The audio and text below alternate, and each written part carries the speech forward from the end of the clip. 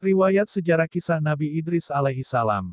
Baiklah, kali ini kita akan membahas kisah Nabi Idris alaihi salam pada zaman Rasul. Ia keturunan ketujuh dari Nabi Adam alaihi salam. Meskipun demikian ia menjadi nabi dan rasul kedua setelah Nabi Adam alaihi salam. Nabi Idris alaihi salam memimpin umat yang masih termasuk keturunan Qabil.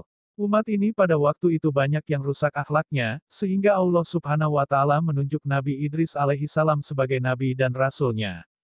Allah pun memberikan mukjizat kepadanya berupa kepandaian di segala bidang. Di antara mukjizat Nabi Idris adalah sebagai berikut. 1. Hebat dalam menunggang kuda. Pada waktu itu sedikit orang yang dapat menunggang kuda. 2. Dapat menulis. Pada waktu itu tidak ada umatnya yang dapat menulis. 3. Dapat menjahit pakaian. Pada waktu itu, belum ada yang mampu menjahit pakaian. Nabi Idris mendapat kitab dari Allah Subhanahu wa Ta'ala sebanyak 30 sohifah. Dalam kitab ini berisi ajaran kebenaran seperti halnya Al-Quran. Kitab itu merupakan petunjuk yang disampaikan kepada umatnya. Sehingga umatnya yang sudah rusak akhlaknya sedikit demi sedikit kembali ke jalan yang benar. Nabi Idris alaihi salam juga mendapat gelar Asadul Usud, yang berarti, singa, karena beliau tidak pernah berputus asa dalam menjalan tugasnya sebagai seorang nabi. Ia tidak pernah takut menghadapi umatnya yang kafir. Meskipun demikian ia tidak pernah sombong. Ia bersifat pemaaf.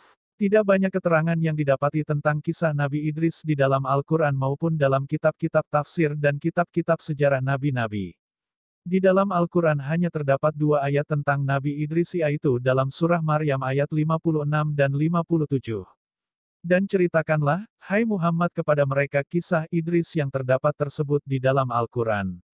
Sesungguhnya ia adalah seorang yang sangat membenarkan dan seorang nabi. Dan kami telah mengangkatnya ke martabat yang tinggi. Maryam, 56-57.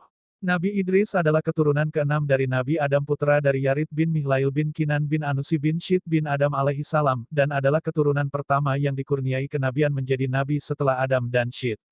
Nabi Idris menurut sementara riwayat bermukim di Mesir di mana ia berdakwah untuk agama Allah, mengajarkan tauhid dan beribadat menyembah Allah serta memberi beberapa pedoman hidup bagi pengikut-pengikutnya agar selamat dari siksaan di akhirat dan kehancuran serta kebinasaan di dunia. Ia hidup sampai usia 82 tahun. Di antara beberapa nasihat dan kata-kata mutiaranya ialah 1.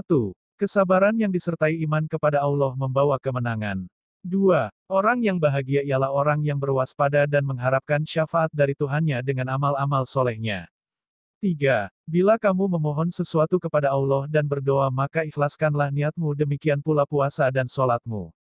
4. Janganlah bersumpah dalam keadaan kamu berdusta dan janganlah menuntut sumpah dari orang yang berdusta agar kamu tidak menyekutui mereka dalam dosa. 5. Taatlah kepada raja-rajamu dan tunduklah kepada pembesar-pembesarmu serta penuhilah selalu mulut-mulutmu dengan ucapan syukur dan puji kepada Allah.